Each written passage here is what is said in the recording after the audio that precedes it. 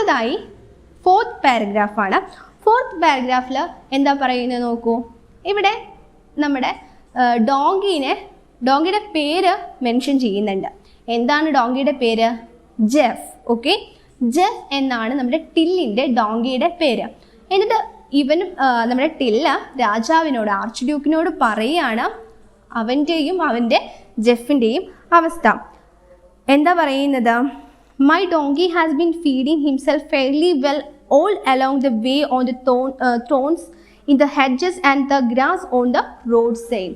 എൻ്റെ കഴുത ജെഫ് കഴിക്കുന്നത് എന്താണ്? ഈ വേലിക്കൽ നിൽക്കുന്ന മുള്ളുകളൊക്കെ കഴിച്ചിട്ടാണ് നടക്കുന്നത്. എൻ്റെ സ്റ്റൊമക്കാണെങ്കിൽ ഞാൻ 2 ദിവസമായിട്ട് ഒന്നും കഴിച്ചിട്ടില്ല. അതുകൊണ്ട് തന്നെ മൈ സ്റ്റൊമക്ക് ഈസ് കംപ്ലൈനിങ്. എൻ്റെ സ്റ്റൊമക്ക് കംപ്ലൈൻ ചെയ്തുകൊണ്ടിരിക്കുകയാണ് എന്നാണ് നമ്മുടെ ടില്ല് പറയുന്നത്. അപ്പോൾ ടില്ലിൻ്റെ വിശപ്പ് അത് രാജാവിനോട് പറയുകയാണ്. ഫോർത്ത് പാരഗ്രാഫിൽ ആരാ? നമ്മുടെ ടില്ല് അങ്ങനെ പറയുന്നുണ്ട്.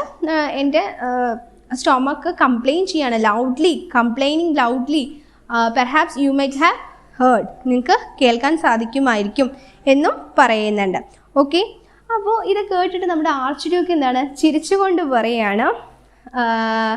ഇതിന് മുമ്പ് പറയുന്നുണ്ട്, ടില്ല് പറയുന്നുണ്ട് എന്താ, ഞാൻ വളരെ രാജകീയമായൊരു ഭക്ഷണം കഴിക്കാൻ ഞാൻ സ്വപ്നത്തിലാണ് കണ്ടിട്ടുള്ളത് എന്നൊക്കെ പറയുന്നുണ്ട്.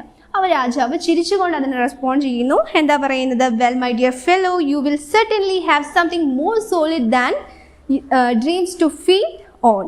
അപ്പോൾ പറയുന്നുണ്ട് താങ്കൾ കണ്ട സ്വപ്നത്തേക്കാൾ കുറച്ചുകൂടി സോളിഡ് ആയിട്ടുള്ള ഒരു ഡിന്നർ അല്ലെങ്കിൽ ഒരു ഭക്ഷണം തന്നെ താങ്കൾക്ക് കിട്ടുമെന്ന് പറയുന്നുണ്ട്.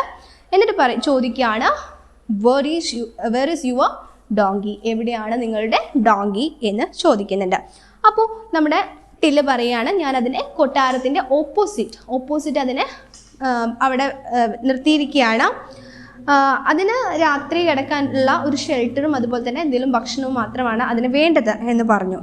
അപ്പോൾ തന്നെ രാജാവ് immediately ordered the donkey to be taken care of and he added, treat it like one of my on animal, എൻ്റെ സ്വന്തം മൃഗങ്ങളെ പോലെ തന്നെ അതിനെ ട്രീറ്റ് ചെയ്യൂ എന്ന് ഓർഡറും കൊടുക്കുകയാണ് നമ്മുടെ ആർച്ച് ഡ്യൂക്ക്.